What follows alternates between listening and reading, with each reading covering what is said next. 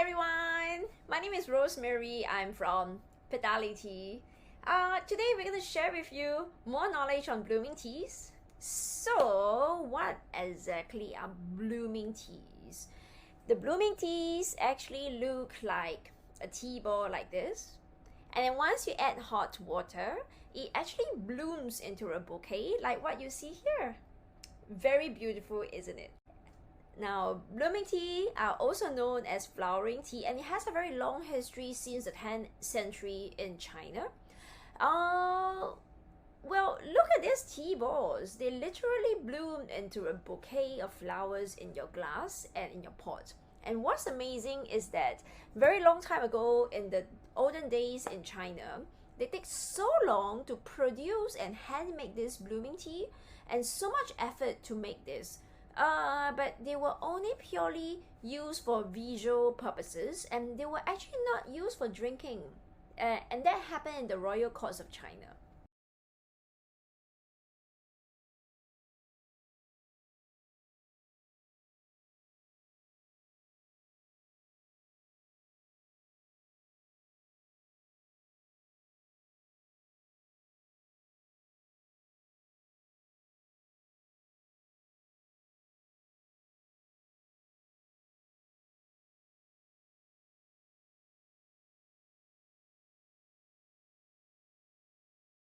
So when you brew this blooming tea, you could actually put it in a pot like that, or you could also use a simple glass. Well, the transparent glass would probably be the best because you could actually enjoy the blooming effects from the top, from the side, and at all angle. But if you do not have one, that's okay. You could also put it in a simple cup, a cappuccino cup, and you can still enjoy the blooming tea process from the top. No, so how do you really brew this? So just add hot water on the tea ball and watch the blooming tea bloom in 3 to 5 minutes. It's as simple as that.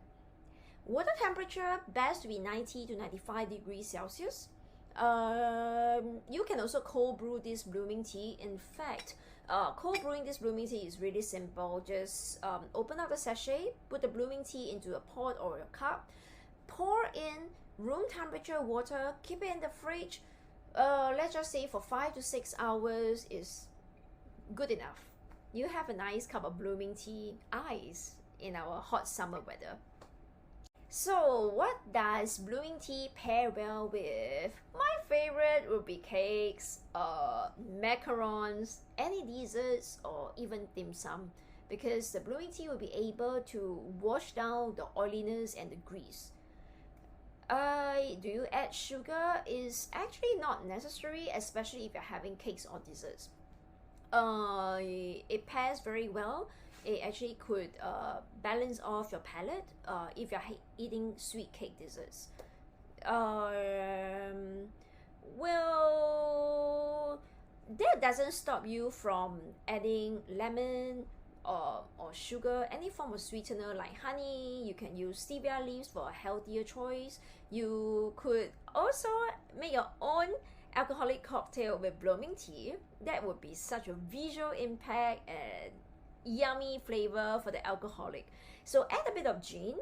You can do some form of your experimentation at home.